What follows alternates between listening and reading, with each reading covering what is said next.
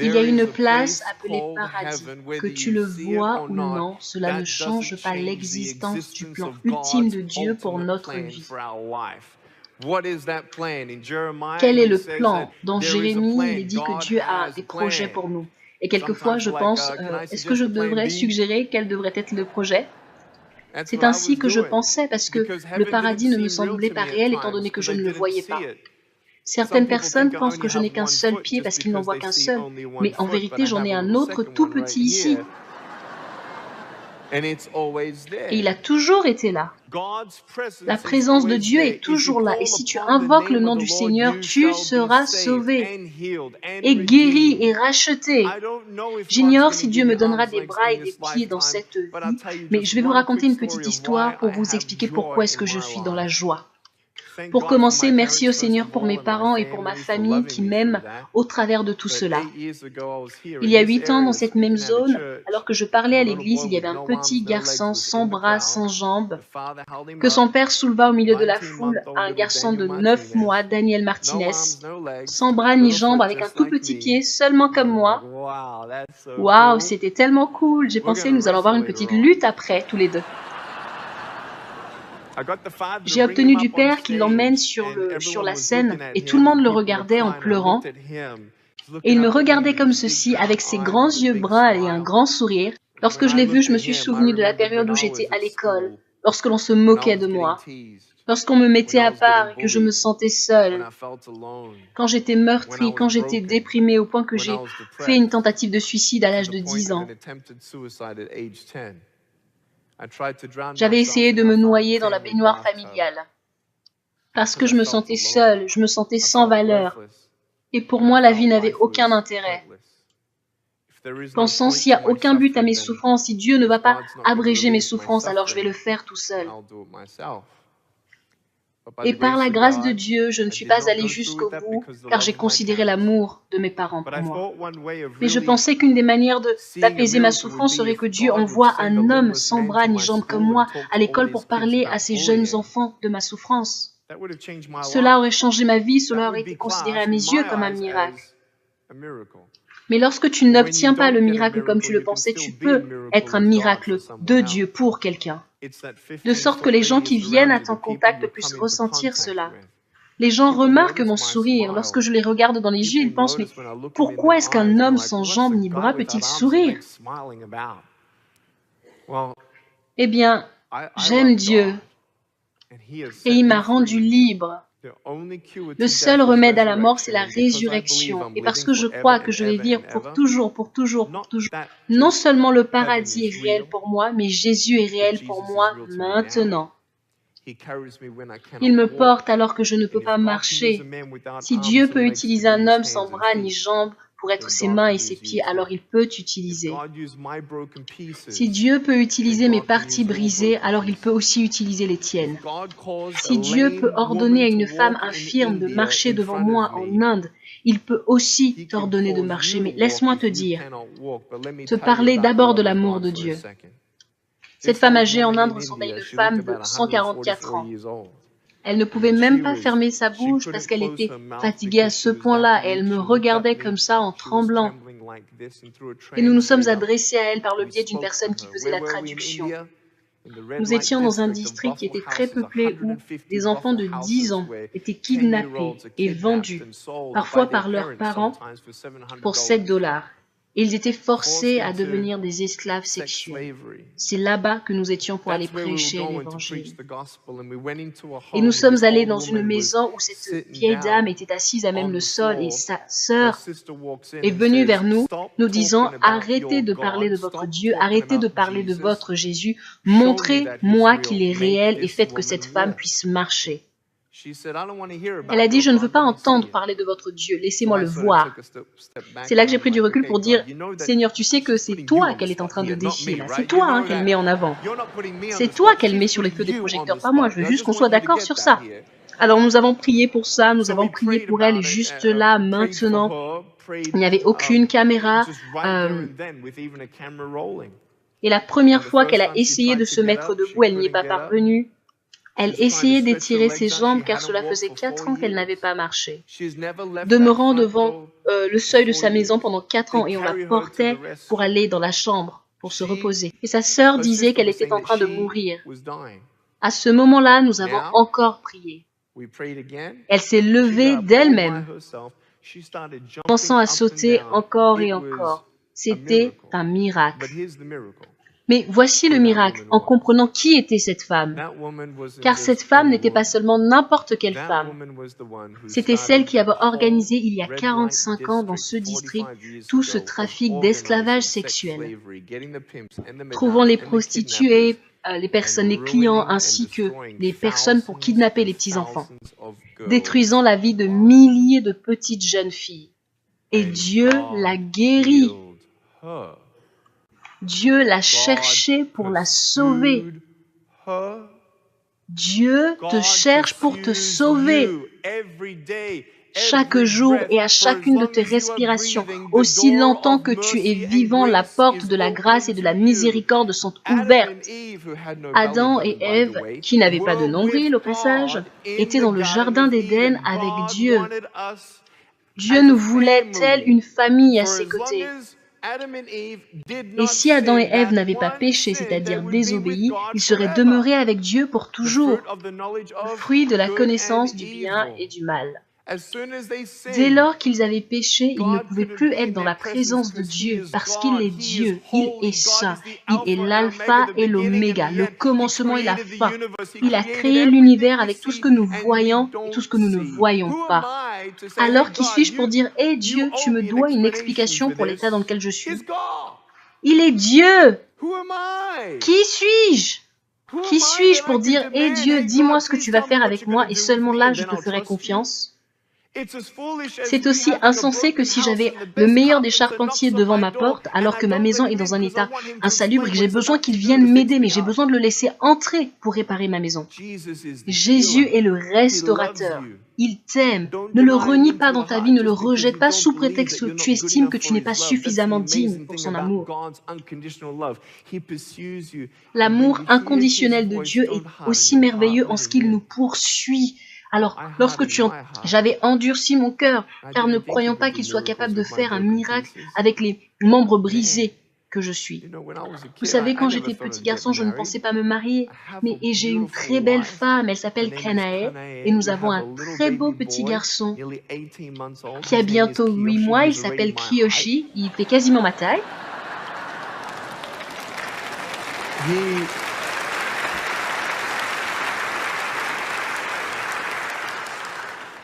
Vous savez, je m'inquiétais, me demandant, mais comment est-ce que je vais prendre la main de ma femme? Me marierai-je un jour? Aurai-je un travail un jour? Quand mes parents m'avaient vu, le médecin avait dit que je ne serais pas capable de marcher.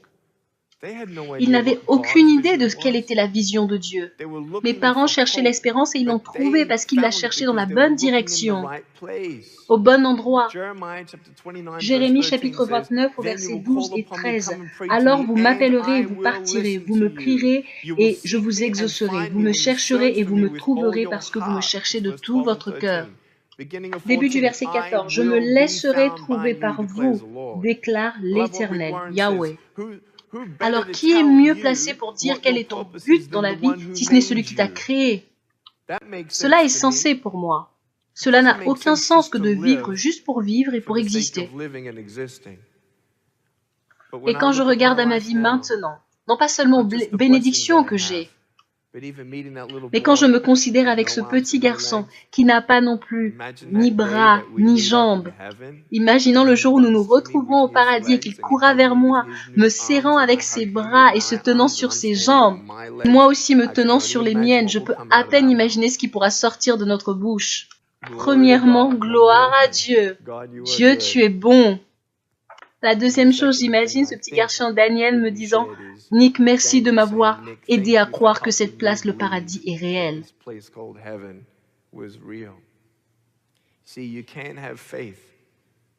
Voyez-vous, vous pouvez avoir foi en Dieu et prier pour un miracle. Mais lorsque le miracle n'arrive pas, priez à Dieu pour qu'il vous donne une vision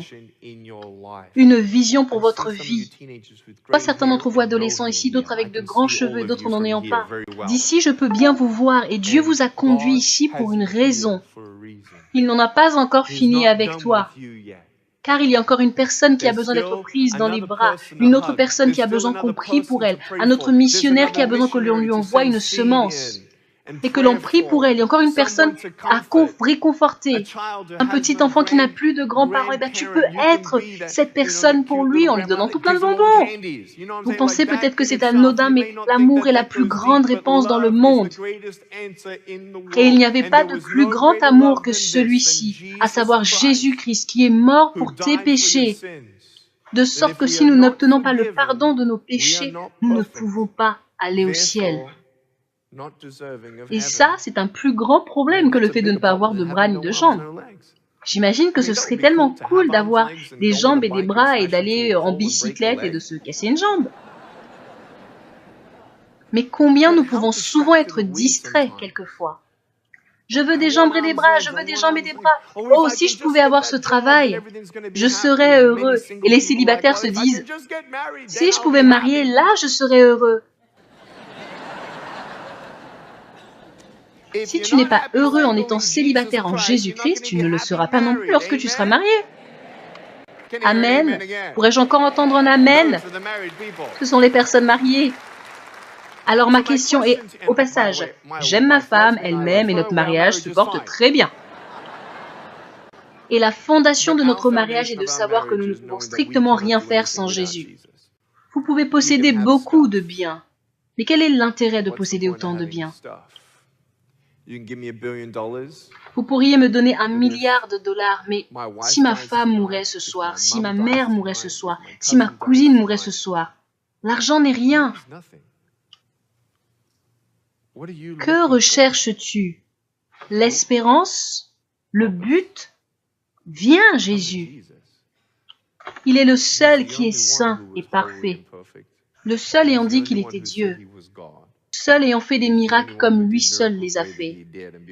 De sorte qu'avant de ressusciter d'entre les morts, il a ramené d'autres à la vie. Jésus est réel. Il est Dieu. N'endurcis pas ton cœur. Alors qu'il est en train de frapper à la porte. Il t'aime indépendamment du fait que tu sois en train de marcher des milliers de kilomètres dans la mauvaise direction ou pas. Jésus t'aime maintenant. Il peut t'aider. Lui et lui seul peut restaurer ta famille, peut renouveler ton intelligence et faire de toi une nouvelle création. Cela signifie-t-il que je me lève tous les matins en me disant « Bonjour tout le monde, ne ressentez-vous pas le Saint-Esprit aujourd'hui ?» J'ai des hauts et des bas, n'est-ce pas? Regardez mon pied, haut et bas. Mais la question n'est pas comment est-ce que tu vas, mais où que soit la direction dans laquelle tu vas, est-ce que tu es en train d'aller avec Dieu, dans son plan, avec sa force, ou alors selon ton propre plan? La vision que mes parents avaient pour ma vie, c'est qu'ils pensaient que je passerais ma vie à être allongé tout le temps. Mais ils n'ont jamais su que je serais capable d'écrire 44 lettres sur un ordinateur normal, par minute, et faire des recherches sur Internet et faire tellement d'autres choses. Ils n'ont jamais pensé que leur enfant handicapé serait un évangéliste de 31 ans, en 2013, ayant rencontré 7 présidents de la République, prêchant lors de conférences où 4 millions de personnes dans le monde ont entendu l'évangile de Jésus-Christ.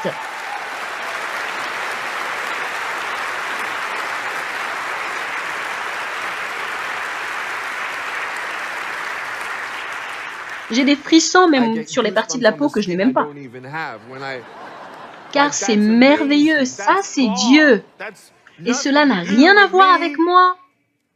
Rien à voir non plus avec le genre de personnes brisées qu'il utilise. Je lui ai juste donné mon cœur et j'ai dit, ici Seigneur, ici me voici, je ne comprends pas tout ce que tu as pour moi, mais je te fais confiance. Donne-moi des bras et des jambes, mais si tu ne m'en donnes pas, prends mon cœur, guéris mon cœur, restaure mon âme, restaure mes pensées. C'est ironique pour moi de ce que lorsque tu plantes une graine dans le sol, elle doit d'abord mourir, avant même qu'elle ne germe. N'est-ce pas étrange? C'est étrange pour moi.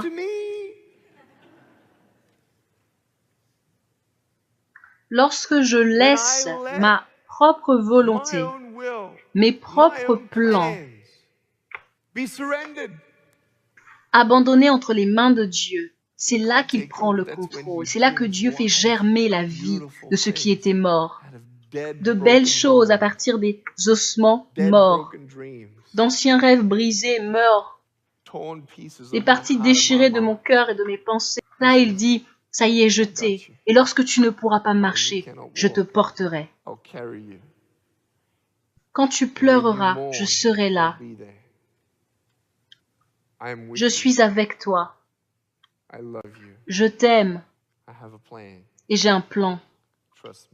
Fais-moi confiance. Pourrait-on avoir un peu de musique en arrière-plan, s'il vous plaît? Je joue du piano, mais je ne suis pas très à l'aise pour le faire. J'aimerais juste que vous sachiez quelque chose. Je n'avais absolument pas une idée de ce qui allait m'arriver.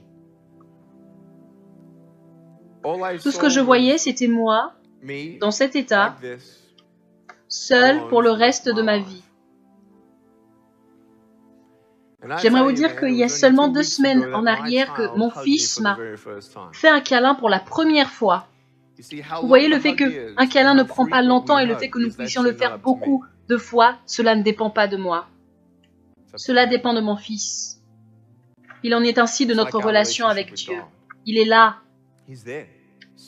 Quand tu te réveilles, il attend pour avoir une conversation avec toi, pour parler, pour entendre tes prières, pour que tu dises bonjour, bonjour papa, je t'aime. Merci pour un autre jour. J'ai besoin de toi. Je ne peux pas faire ceci sans toi. Guéris-moi. Donne-moi ta force. Et cela vécu comme une relation quotidienne avec lui, te rappelant toi-même des promesses de Dieu. C'est là une relation active au travers de laquelle tu seras transformé de l'intérieur vers l'extérieur. Ceci contient la parole de Dieu, c'est la Bible. Dieu a inspiré ces Écritures, sa parole. Ne te laisse pas distraire par n'importe quel mensonge qui voudrait t'en éloigner. Là, tu réaliseras que c'est juste le diable. Tout le monde dit « juste le diable ». Vous savez pourquoi Dieu m'a donné un seul pied, n'est-ce pas? Eh bien, de sorte que le diable soit mon marchepied. Et lorsque tu réalises que ce sont les mensonges de l'ennemi qui te conduisent de plus en plus loin au point que tu veuilles abandonner, quand tu le réalises, tu continues le chemin, car sachant que quoi qu'il peut se passer, ta vie est entre les mains de Dieu et tu lui as recommandé ton esprit. À tous ces mensonges, à toutes ces peurs, au diable, tu peux faire ceci. Bouh! Lui disant, tu parles au pied parce qu'il ne t'écoute pas. Et tu te détournes, faisant un pas à la fois. Seigneur, enseigne-moi à prier. Seigneur, enseigne-moi ta parole. Donne-moi ta paix. Donne-moi ta force. Aide-moi à faire preuve de maîtrise de soi et à aimer les autres comme toi tu m'aimes, leur pardonnant comme toi tu me pardonnes. Je suis libre, mes amis, et je ne me souviens même plus de la dernière fois où j'ai prié pour des bras et des jambes. Je n'en ai pas besoin. J'ai besoin de lui. Jésus vit-il dans ton cœur? Ou est-ce que c'est une idée de relation que tu vis ou alors as-tu une relation réelle avec lui? Et cela chaque jour. Je ne te demande pas combien est-ce que tu es saint, combien de temps est-ce que tu pries, mais es-tu mort à ta propre vision? Et concernant les peurs, concernant la confusion, est-ce que tu as déjà dit, Seigneur, prends, je m'abandonne? L'as-tu déjà fait? Je pourrais jalouser certains d'entre vous qui avaient des cheveux gris en me disant que vous êtes plus près de la fin que moi je ne le suis, mais peut-être que non. Après tout, c'est peut-être la dernière fois que je me tiens sur une estrade. Est-ce correct? C'est pourquoi je souris. Parce que chaque jour, il est avec moi. Il est mien et je suis sien. Peu importe ce qui se passe. Continue de chercher de te confier en l'Éternel de tout ton cœur et ne t'appuie pas sur ta propre intelligence. Reconnais-le dans toutes tes voies et il rendra tes sentiers droits. Tu le trouveras et il sera tout. Cherche Dieu simplement. Il n'y a pas de méthode, il n'y a pas de chose à faire particulièrement. Adresse-toi à celui qui t'a créé. Peu importe ce que tu crois aujourd'hui, peu importe là où tu en es aujourd'hui, peu importe la conception de Dieu que tu as, de là où tu es, tu peux simplement lui parler, dans ton cœur ou alors en sortant des paroles et parler au Dieu qui veut sauver tous les hommes. Je vais te lire une portion de la Bible dans le livre de Actes des Apôtres au chapitre 17, à partir du verset 24. Le Dieu qui a fait le monde et tout ce qui s'y trouve est le Seigneur du ciel et de la terre, et il n'habite pas dans les temples faits par la main d'homme. Il n'est pas servi par des mains humaines, comme s'il avait besoin de quoi que ce soit, lui qui nous donne à tous la vie, le souffle et toutes choses. Il a fait en sorte que tous les peuples, issus d'un seul homme, habitent sur la terre, sur toute la surface de la terre, et il a déterminé la durée des temps et des limites de leur lieu d'habitation. Il a voulu qu'ils cherchent le Seigneur et qu'ils s'efforcent de le trouver en tâtonnant, bien qu'il ne soit pas loin de chacun de nous. Dieu n'est pas loin de chacun de nous. Je t'invite ensuite à écouter ce cantique. Écoute attentivement les paroles de l'amour de Dieu, Dieu qui nous aime tant et qui veut que tous les hommes soient sauvés. Que Dieu te bénisse, et si tu ne le connais pas personnellement, si tu n'as pas encore été sauvé, parce que seulement en Jésus nous pouvons être sauvés, ma prière est que le Dieu de vérité vienne se révéler à toi, où que tu sois, qui que tu sois, parce qu'il est partout et il sait toutes choses.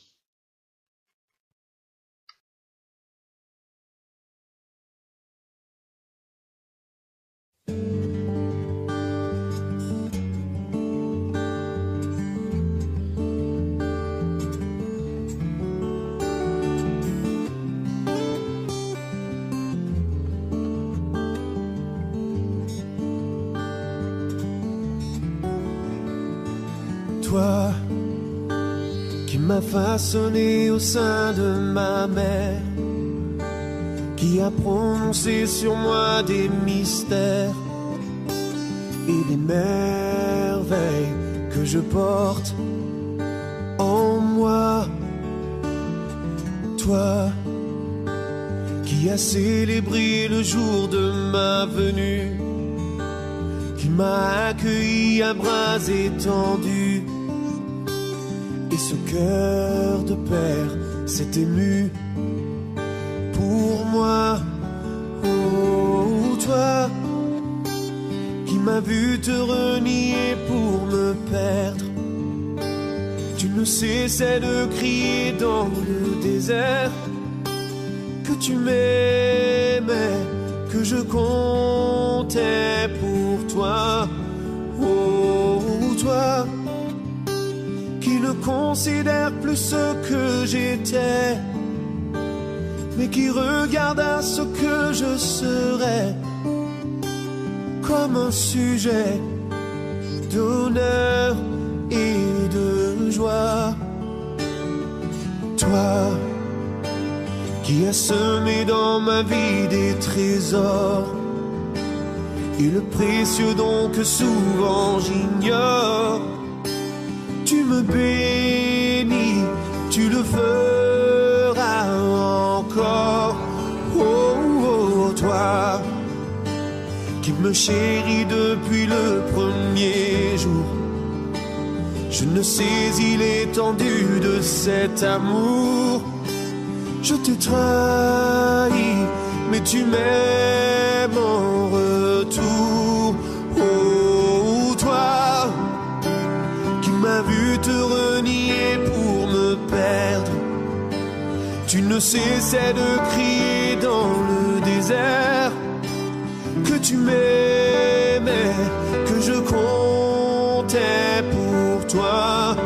Oh, toi qui ne considère plus ce que j'ai fait, mais qui regarde à ce que je ferai comme un sujet d'honneur et de joie. Tu m'as élevé comme un fils, aimé de tout ton cœur. Je t'ai rejeté tant de fois, je t'ai si peu considéré, souvent même accusé, rejetant mes erreurs sur toi. Tu as mis ton nom sur mes lèvres pour que je le célèbre. Je l'ai oublié tant de fois. Malgré tout l'amour que j'ai eu, tout ce que j'ai reçu, je n'ai pas eu d'égard pour toi. Mais dans mon amour injuste, tu m'as sauvé. Dans mon amour injuste, tu m'as guéri. Je n'en étais pas digne, mais tu m'as pardonné. Je ne méritais pas, mais tu m'as pardonné. Oh, oh, oh. Père, je veux te remettre ma vie entière. Je ne veux plus retourner dans le désert. Je t'appartiens et c'est toi que je sers. Oh Père, voilà ce que je désire aujourd'hui, et que plus jamais je ne t'oublie. Tu es mon Dieu, tu es toute ma vie, toute ma vie.